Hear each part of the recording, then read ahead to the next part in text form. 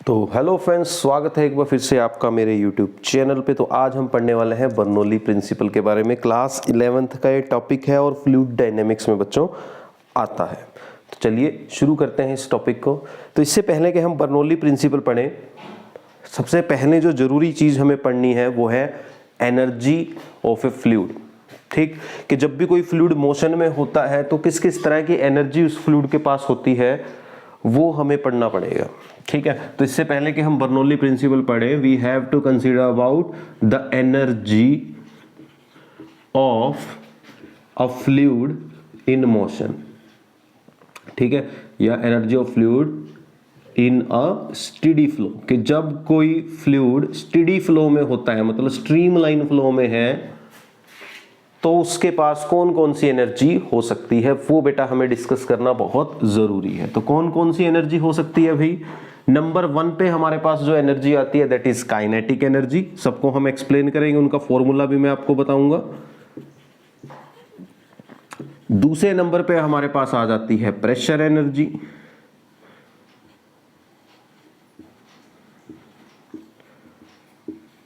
और तीसरे नंबर पे हमारे पास आ जाती है पोटेंशियल एनर्जी।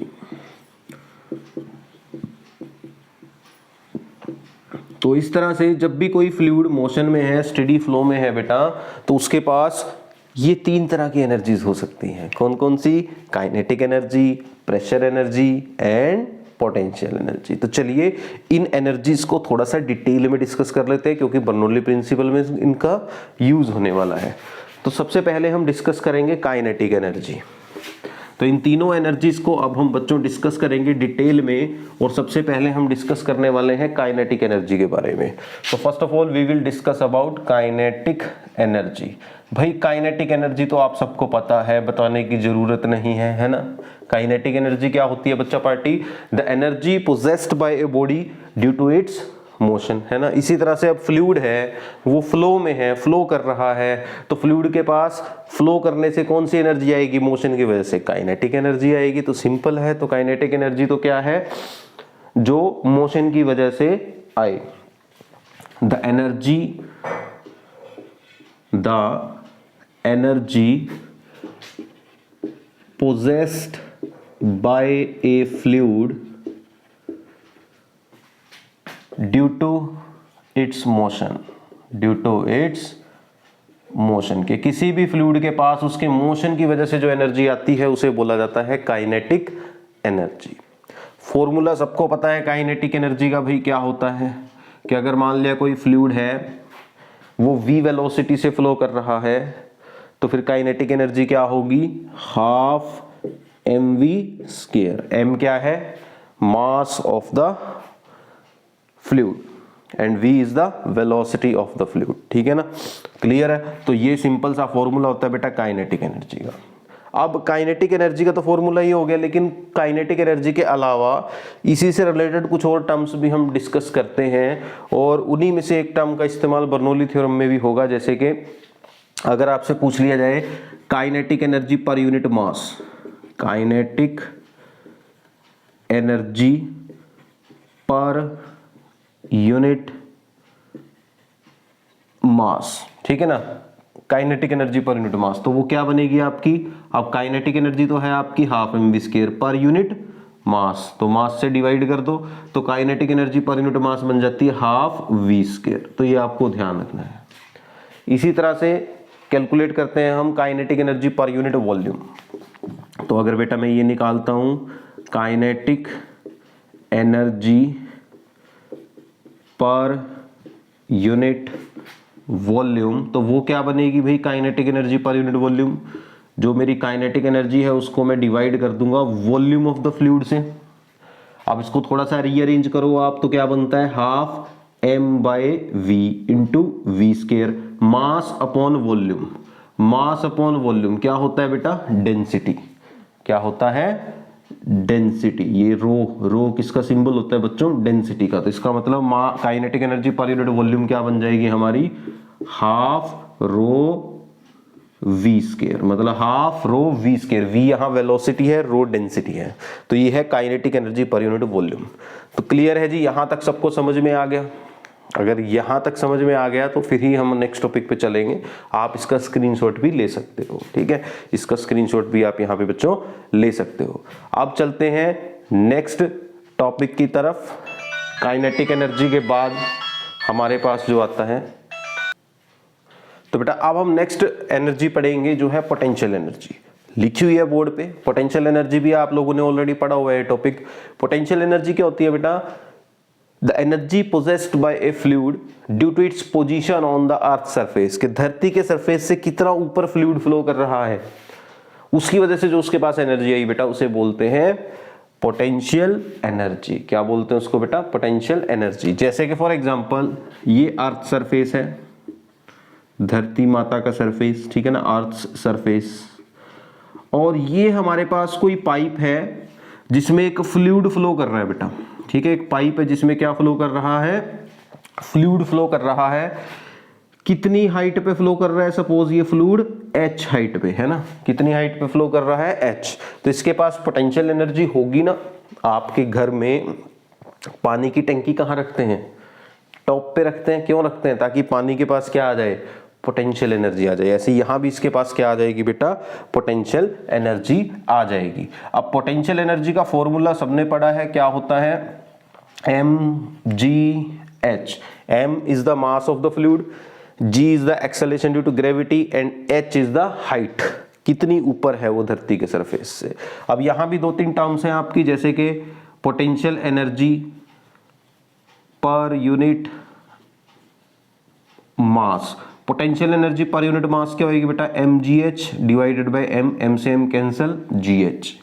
इसी तरह से आपके पास एक आती है potential energy per unit volume, तो वो बनती है आपकी mgh डिवाइडेड बाय v। तो यहां से मास अपॉन वॉल्यूम किस में कन्वर्ट हो गया? डेंसिटी में, तो ρgh, ठीक है। तो ये कुछ टर्म्स हैं जो आपको पता होने चाहिए पोटेंशियल एनर्जी से related. Potential energy per unit मास, potential energy per unit volume, ठीक है जी। तो ये तो हुई बात पोटेंशियल एनर्जी की।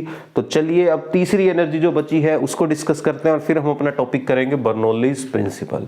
पोटेंशियल एनर्जी के बाद हमारे पास नेक्स्ट आती है प्रेशर एनर्जी। क्या आती है? Pressure energy. अब प्रेशर एनर्जी क्या है? The energy possessed by a fluid due to its pressure. Simple है जी, नाम से ही पता लग रहा है, प्रेशर एनर्जी। तो प्रेशर एनर्जी भैया क्या होती है? Energy possessed by a fluid due to its pressure. Pressure की वजह से किसी फ्लूइड के पास जो एनर्जी आए उसे क्या कहा जाता है बच्चों? प्रेशर एनर्जी कहा जाता है। क्या कहा जाता है उसको? प्रेशर एनर्जी, ठीक है जी। अब हम यहां पे प्रेशर एनर्जी कैलकुलेट करेंगे कि कितनी प्रेशर एनर्जी होती है किसी भी फ्लूइड के पास। तो उसको समझने के लिए मैं एक सिलेंड्रिकल कंटेनर कंसीडर करता हूं। सपोज बच्चों ये एक सिलेंड्रिकल कंटेनर था और इस सिलेंड्रिकल कंटेनर में हमने एक फ्लूइड भरा हुआ है, कोई लिक्विड भरा हुआ है, ठीक है ना। क्या भरा हुआ है? यहाँ पे बेटा हमने एक लिक्विड भरा हुआ है। तो एक कंटेनर ले लिया इसमें हमने, जिसमें सर्टेन हाइट तक एक लिक्विड को भरा हुआ है। फिर मैंने क्या किया, ये जो मेरा कंटेनर था, इस कंटेनर के बिल्कुल नीचे एक पिस्टन लगा दी। क्या लगा दी? यहाँ पे बेटा मैंने एक पिस्टन, तो ये लगा दी बच्चों मैंने एक piston. Piston piston piston piston सबने पढ़ी है ना क्या होती है। तो एक पिस्टन हमने लगा दी, पिचकारी भी होती है ना पिस्टन, बोक्की जिसको बोलते हैं हम नॉर्मली। तो ये एक पिस्टन मैंने यहां पे लगा दी, ठीक है। अब होगा क्या? हमने पढ़ा है कि जो फ्लूइड है या जो लिक्विड है उसके मॉलिक्यूल्स कॉन्टिन्यूसली मूव करते रहते हैं, तो वो कंटेनर की वॉल्स पे क्या लगाता है? प्रेशर। तो ये जो मेरा कंटेनर है इसकी दीवारों पे इसके मॉलिक्यूल्स क्या एग्जर्ट कर रहे होंगे? प्रेशर एग्जर्ट कर रहे होंगे। प्रेशर होता है ना फोर्स अपॉन एरिया। तो ऐसे ही हमारा जो ये फ्लूइड है, क्या ये इस पिस्टन पे भी प्रेशर अप्लाई करेगा? आंसर आता है yes, it will apply pressure on this piston. ये जो हमारी पिस्टन है इस पे क्या एग्जर्ट करेगा? ये प्रेशर एग्जर्ट करेगा। अब जब ये पिस्टन पे प्रेशर एग्जर्ट करेगा तो पिस्टन मूव करेगी। पिस्टन क्या करेगी? मूव। पिस्टन यहां से मूव करके सपोज यहां पहुंच जाती है, ठीक है ना। तो कितनी डिस्प्लेसमेंट हुई? सपोज पिस्टन में ये x और मान लिया पिस्टन का एरिया ऑफ क्रॉस सेक्शन कितना है a।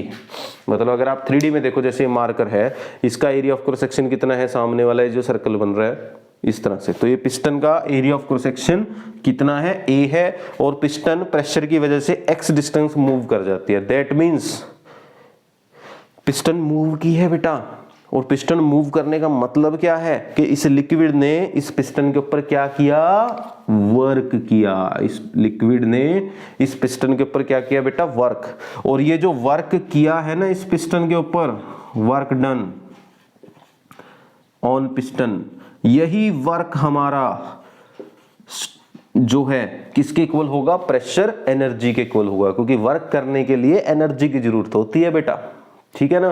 तो इस लिक्विड ने प्रेशर एक्सर्ट किया पिस्टन पे, जिससे पिस्टन मूव की, दैट मींस पिस्टन के ऊपर वर्क हुआ, और यही वर्क, कितना वर्क लिक्विड ने किया, यही वर्क हमारा रिप्रेजेंट करेगा प्रेशर एनर्जी को। किसको रिप्रेजेंट करेगा, प्रेशर एनर्जी को रिप्रेजेंट करेगा। दैट मींस जो मेरी प्रेशर एनर्जी होगी, प्रेशर एनर्जी, ये जो प्रेशर एनर्जी होगी बेटा, it will be equal to the work done on piston. ठीक है जी, समझ में आ गया यहां तक, पिस्टन पे कितना वर्क हुआ। चलिए तो अब हम पिस्टन पे कितना वर्क हुआ वो निकालेंगे।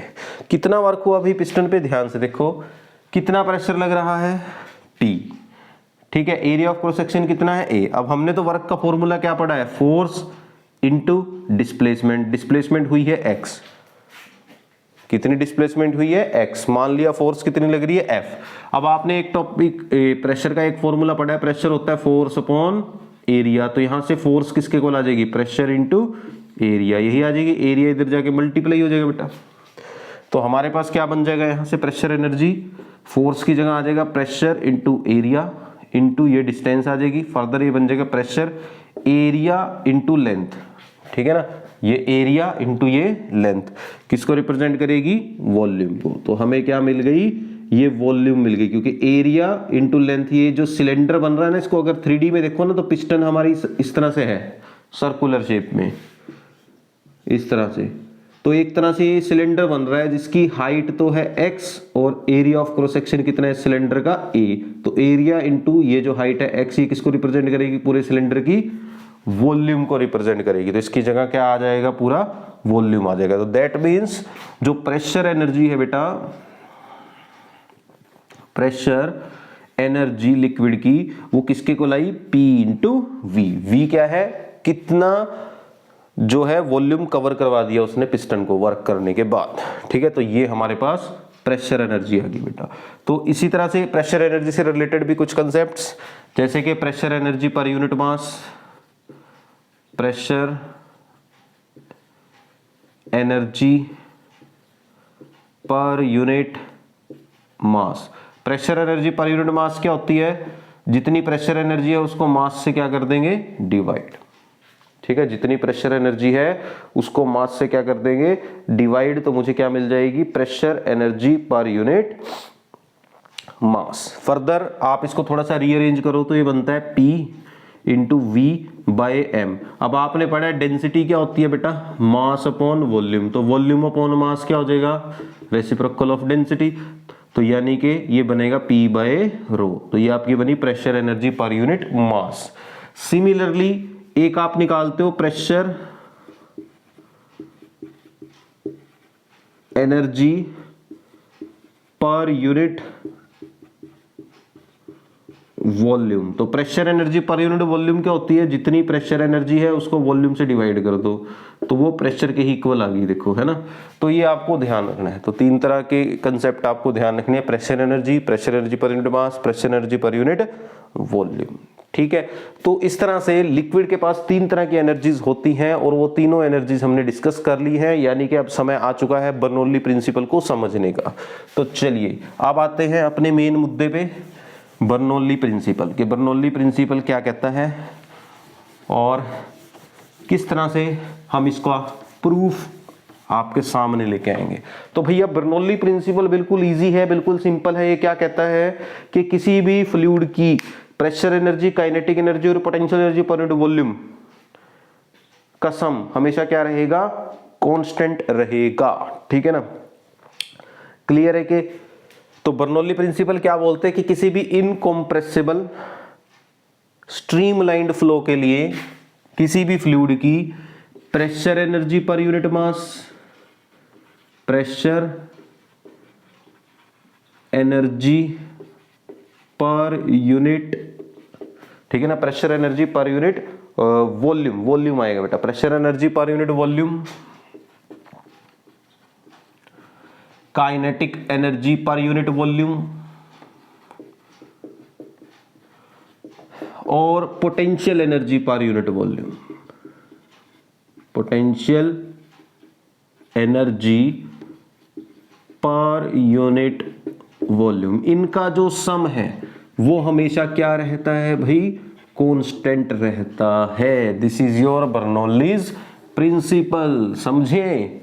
तो क्या बोलता है बर्नौली प्रिंसिपल कि अगर हमारे पास कोई इनकॉम्प्रेसिबल फ्लूइड है जो स्ट्रीमलाइन फ्लो शो कर रहा है, मतलब स्टेडी फ्लो शो कर रहा है, तो उस टाइम पे उस फ्लूइड की जो pressure energy per unit volume होगी, kinetic energy per unit volume होगी, potential energy per unit volume होगी, तो इन सभी वॉल्यूम्स का अगर मैं सम लेता हूं तो क्या रहेगा, वो कांस्टेंट रहेगा। क्या रहेगा, कांस्टेंट। दैट मींस अगर मैं बात करता हूं प्रेशर एनर्जी की, तो pressure energy per unit volume आई थी बेटा P, plus kinetic energy per unit volume हमारे पास आई थी half rho V square, plus potential energy per unit volume हमारे पास आई थी रो GH। तो इन तीनों का सम क्या रहेगा, कांस्टेंट रहेगा। तो ये है आपका बर्नौली प्रिंसिपल और इसी का प्रूफ हमें अभी देना है। हाँ जी बेटा, तो अब हमने पढ़ तो ली बर्नौली थ्योरम, अब हम करेंगे बर्नौली थ्योरम यानी कि बर्नौली प्रिंसिपल का प्रूफ। मतलब हम बेटा प्रूव करके दिखाएंगे कि pressure energy per unit volume, kinetic energy per unit volume और potential energy per unit volume, इन तीनों का सम कांस्टेंट है। ये अब हम प्रूव करने वाले हैं। तो कैसे प्रूव करेंगे, तो इसके लिए हम एक इर्रेगुलर शेप का पाइप कंसीडर करेंगे। बेटा आपके सामने डायग्राम मैंने ऑलरेडी ड्रॉ कर दिया है टाइम बचाने के लिए। तो हमने एक इर्रेगुलर शेप का पाइप कंसीडर कर लिया। आप देख सकते हो यहाँ पे पाइप का एरिया ज्यादा है, ये एंड ए है, ये एंड बी है। तो आप देख सकते हो इस पाइप के एंड ए पे एरिया ज्यादा है और एंड बी पे एरिया कम है। तो हमने एक इर्रेगुलर शेप का पाइप कंसीडर किया है। यहां पे area of cross section A1 है और यहां area of cross section A2 है। ठीक है बेटा, और इस पाइप में फ्लूइड फ्लो कर रहा है। क्या फ्लो कर रहा है इस पाइप में, फ्लूइड फ्लो कर रहा है। फ्लूइड क्या फ्लो कर रहा है बेटा, इसमें फ्लूइड फ्लो कर रहा है। इस तरह से आ रहा है टी और ऐसे फ्लूइड फ्लो कर रहा है इस पाइप में बेटा। और हमने माना कि इस एंड ए पे जो प्रेशर लग रहा है वो P1 लग रहा है और एंड बी पे जितने प्रेशर से फ्लूइड बाहर जा रहा है वो P2 है। कितनी वेलोसिटी से यहां एंटर कर रहा है फ्लूइड, V1, और कितनी वेलोसिटी से एग्जिट कर रहा है फ्लूइड, V2। ठीक है, इसके अलावा बेटा एंड ए कितनी हाइट पे है अर्थ के सरफेस से, H1, एंड बी कितनी हाइट पे है अर्थ के सरफेस से, H2। This is earth surface. तो डायग्राम सबको समझ में आ गया। सिंपल एक पाइप है, यहां area of cross section A1 है, इधर A2 है, इधर प्रेशर P1 है, इधर प्रेशर P2 है, इधर वेलोसिटी V1 है, इधर वेलोसिटी V2 है। तो अब सपोज हम एक टाइम कंसीडर करते हैं डेल्टा टी। डेल्टा टी एक टाइम इंटरवल मैंने ले लिया। क्या ले लिया, डेल्टा टी एक टाइम इंटरवल। कुछ भी टाइम हो सकता है, 2 सेकंड, 4 सेकंड, ठीक है ना, कुछ भी टाइम हो सकता है, अपनी मर्जी से मैंने डेल्टा टी टाइम ले लिया। तो अब बेटा अगर मैं क्या कैलकुलेट करूं कि डेल्टा टी टाइम में कितना लिक्विड इधर एंटर कर रहा है, मतलब कितना मास लिक्विड का इधर एंटर कर रहा है, तो वो मैं निकाल सकता हूं। Mass of liquid entering in time delta T here and A पे निकाल सकता हूं ना। मैंने माना जो मेरा फ्लूइड है उसकी डेंसिटी कितनी है जी, रो है। तो अब आपने मास का फॉर्मूला बेटा पढ़ा है, मास का फॉर्मूला आप सबने पढ़ा है बच्चों। मास किसके इक्वल होता है, देखो डेंसिटी क्या होती है, मास अपॉन वॉल्यूम। तो मास किसके इक्वल आ जाता है हमारा, डेंसिटी इंटू वॉल्यूम। ठीक है, और फर्दर बेटा वॉल्यूम किसके इक्वल होती है, एरिया इंटू लेंथ, है ना। वॉल्यूम का फॉर्मूला होता है ना एरिया इंटू लेंथ। अब यहां पे यानी कि मास को मैं क्या लिख सकता हूं, density into area of cross section, area of cross section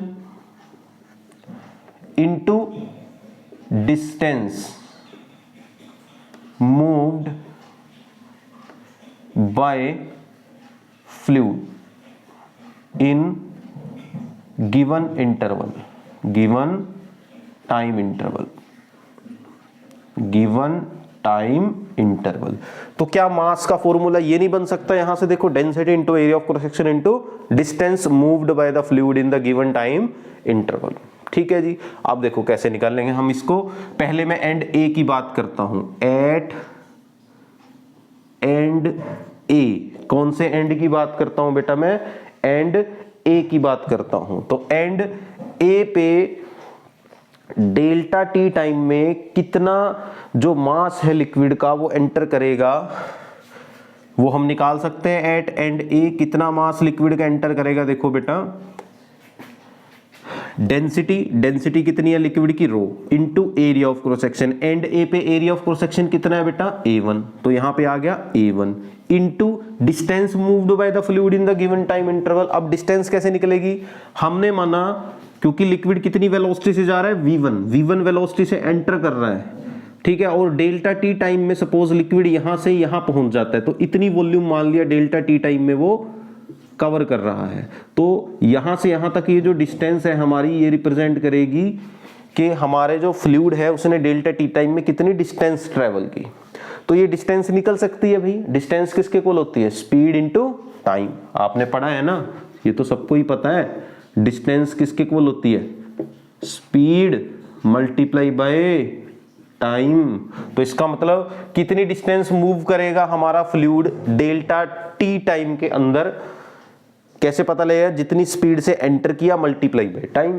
तो कितनी स्पीड से एंटर किया भाई, V1, कितने टाइम के लिए निकाल रहे हैं डिस्टेंस, डेल्टा टी। तो क्या ये मास नहीं आ जाएगा, तो दैट मींस एंड ए पे कितना मास आ गया हमारे पास, रो A1 V1 डेल्टा टी। ठीक है जी, यही आएगा रो A1 V1 डेल्टा टी। तो ये हमारे पास आ गया मास, कौन से एंड पे, A। सिमिलरली बच्चों हम निकाल लेते हैं एट एंड बी। कहां निकाल लेते हैं, एंड बी पे। तो एंड बी पे कितना मास एंटर करेगा डेल्टा टी टाइम में।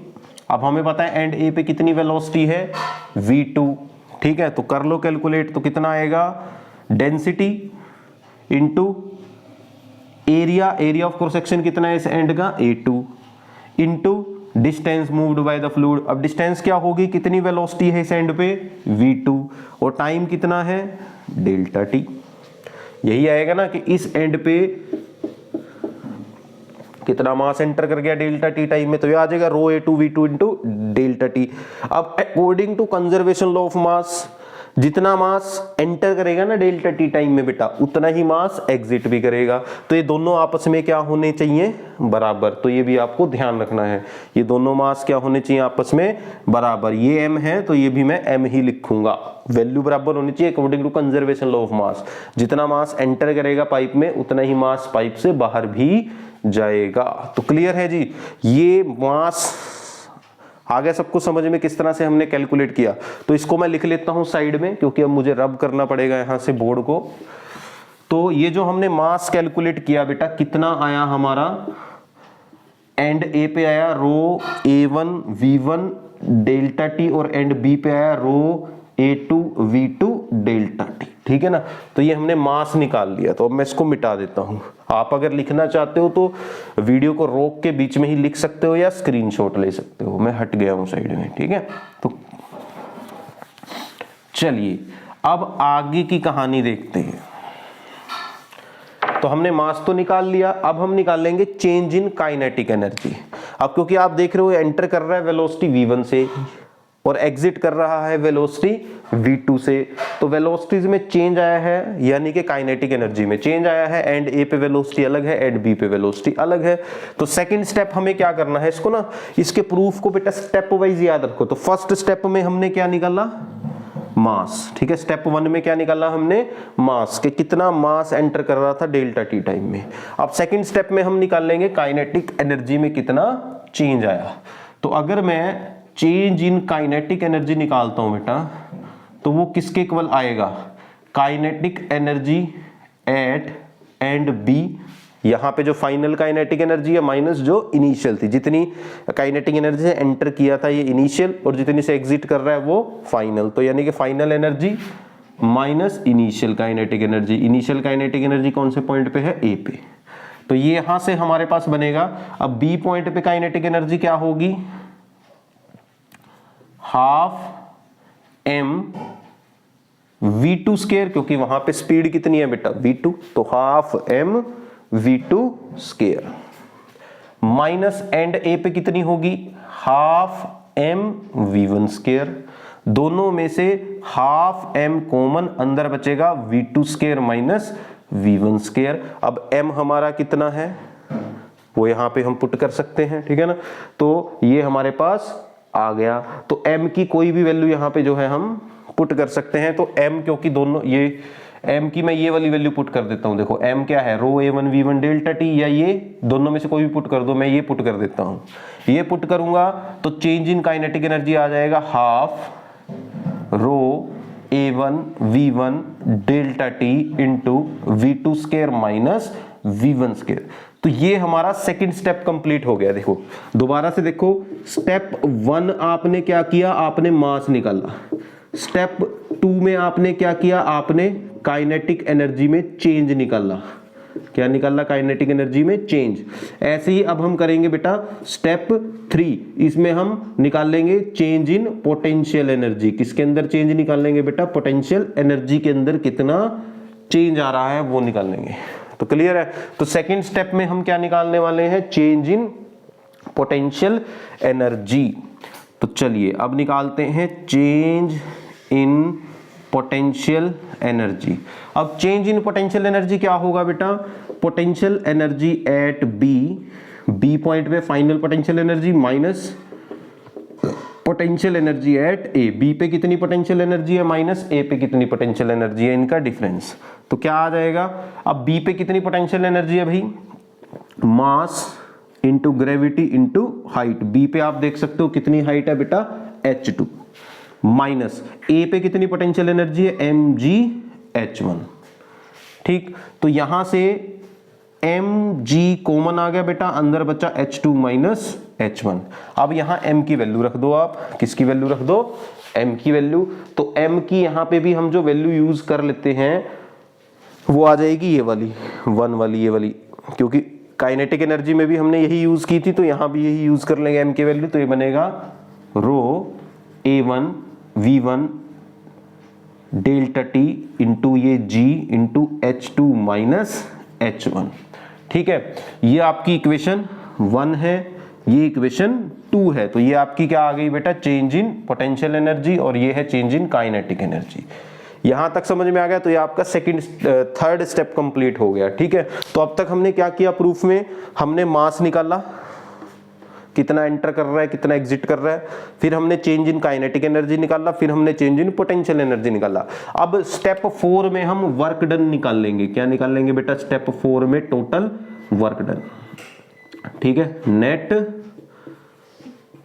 Work done. तो फोर्थ स्टेप हमारा इंपॉर्टेंट है। अब फोर्थ स्टेप में हम क्या निकालने वाले हैं, नेट वर्क डन निकालने वाले हैं। तो इससे पहले कि मैं फोर्थ स्टेप करूं, मैं जो मैंने ऑलरेडी कैलकुलेट किए हैं वैल्यूज, ये लिख लेता हूं साइड में, क्योंकि ये यूज होंगी अब। और यहाँ पे फिर मैं आगे कैलकुलेशन करूंगा तो बोर्ड को मुझे रब करना है, तो मैं इधर लिख लेता हूं ये टर्म्स बेटा। तो हमने दो चीजें निकाली है ना, देखो मैं यहाँ लिख लेता हूँ इस बॉक्स में।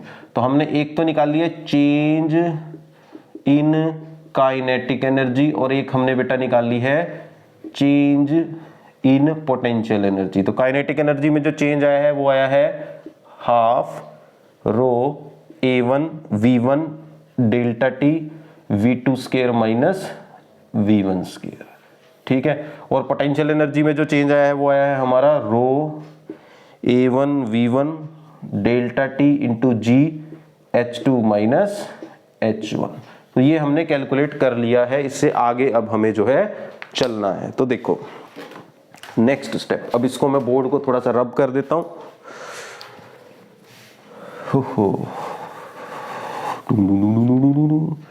जिए तो जिए कैसे हाय बिना आपके। चलिए अब करते हैं बेटा नेक्स्ट स्टेप शुरू, फोर्थ स्टेप आपका, जिसमें हमें क्या निकालना है बेटा, नेट वर्क डन निकालना है। क्या निकालना है बच्चों, हमें नेट वर्क डन निकालना है। नेक्स्ट स्टेप हमारा जिसमें हमें क्या निकालना है, नेट वर्क डन।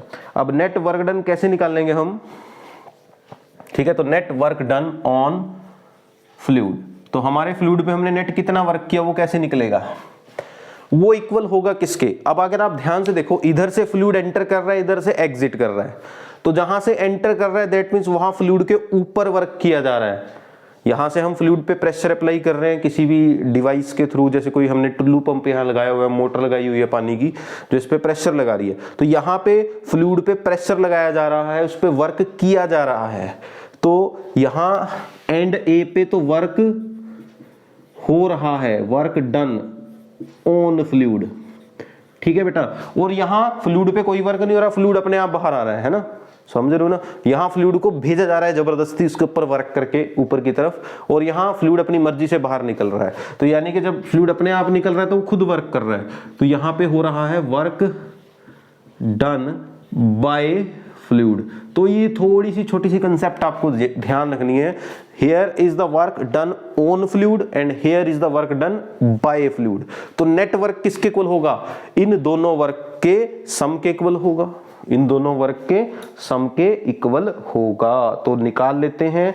तो दैट मीन्स हमारे पास नेट वर्क डन क्या आएगा, work done by work done on fluid on, अच्छा ठीक है, सम नहीं होगा ये थोड़ा सा, हाँ देखो हमें निकालना है कि net work done on fluid, के हमने फ्लूइड पे नेट कितना वर्क किया ये निकालना है। तो वो किसके इक्वल होएगा, यहां कितना वर्क किया गया फ्लूइड पे, उसमें से फ्लूइड ने खुद कितना वर्क किया, वो वर्क क्या करना पड़ेगा, हमें माइनस करना पड़ेगा। सम नहीं करना है, माइनस करना है, ठीक है। तो अगर मुझे निकालना है कि फ्लूइड पे नेट कितना वर्क हुआ, तो कैसे पता लगेगा कि work done on fluid at end A, के एंड ए पे कितना हमने वर्क किया था, माइनस वहां जाके फ्लूइड ने खुद कितना वर्क कर लिया। तो work done by fluid at end B. तो ये आपको ध्यान रखना है, क्योंकि हमें जो नेट वर्क डन निकालना है ना बेटा, वो कहां से कहां तक का है, कि यहां से फ्लूइड को बस यहां तक भेजने में कितना वर्क किया। तो वो कैसे निकलेगा, हमने टोटल कितना वर्क किया था यहां पे, माइनस यहां लिक्विड ने कितना वर्क किया, वो अगर मैं माइनस कर देता हूं तो वो वर्क आ जाता है यहां से यहां तक का, एंड ए से एंड बी तक का वर्क आ जाता है। तो बस उसको कैलकुलेट कर लेते हैं। तो ये वर्क डन किसके इक्वल आएगा भाई, अब अगर आपको याद हो, मैंने आपको प्रेशर एनर्जी वाला कंसेप्ट अभी अभी पढ़ाया था, उसमें हमने वर्क निकाला था, वर्क किसके इक्वल आ रहा था, प्रेशर इनटू वॉल्यूम, याद है ना, करवाया था ना अभी अभी। अगर नहीं याद दोबारा से आप पीछे जाओ, शुरुआत में ही वीडियो के आपको मैंने प्रेशर एनर्जी के बारे में बताया था, तो वहां पे मैंने किया था ये कंसेप्ट कि वर्क किसके इक्वल होता है, किसके इक्वल होता है वर्क, प्रेशर इनटू वॉल्यूम।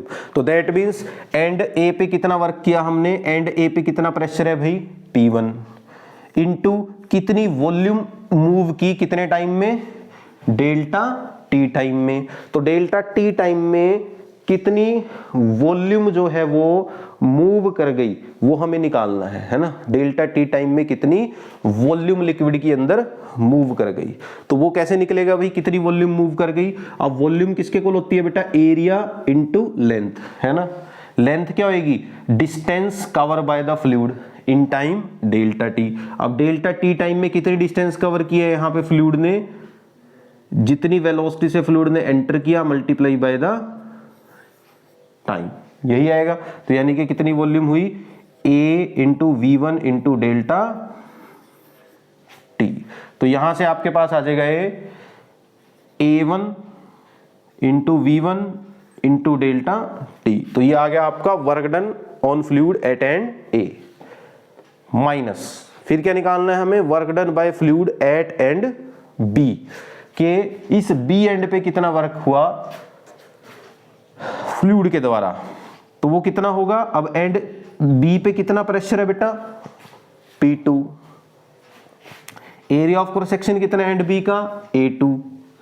कितनी वेलोसिटी से फ्लूइड बाहर जा रहा है, V2। कितने टाइम में, डेल्टा टी टाइम में, ये आ जाएगा।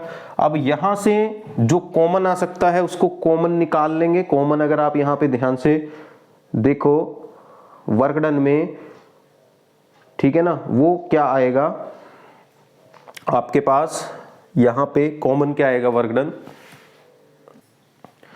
तो अभी जो है आपका डेल्टा टी ही कॉमन आ रहा है, लेकिन अगर आप वापस इस टॉपिक को देखो बेटा, यहां पे इस टॉपिक को, यहां पे इस कंसेप्ट को देखो, शुरू में जो आपको बताया था कि कितना मास डेल्टा टी टाइम में एंटर कर रहा है, आप यहां पे अगर ध्यान से देखो, इसको मैं दोबारा से लिखता हूं, यहां पे इस चीज को ध्यान से देखो, हमने क्या कहा था, rho A1 V1 delta T equal आ रहा था किसके, रो A2 V2 डेल्टा टी। तो देखो रो से रो कैंसिल, अगर रो से रो कैंसिल हो गया तो देखो A1 V1 delta T, A2 V2 delta T क्या आ रहे हैं, अगर रो से रो कैंसिल हो जाए तो A1 V1 delta T, A2 V2 delta T तो बराबर आ रहे हैं।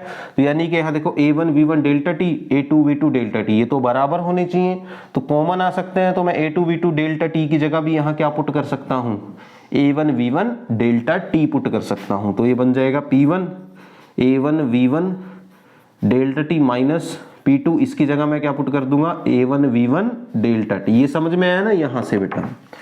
तो अब इसको कॉमन निकाल लेंगे, A1 V1 delta T common, अंदर बचा P1 माइनस P2। तो ये आ गया आपका net work done on fluid.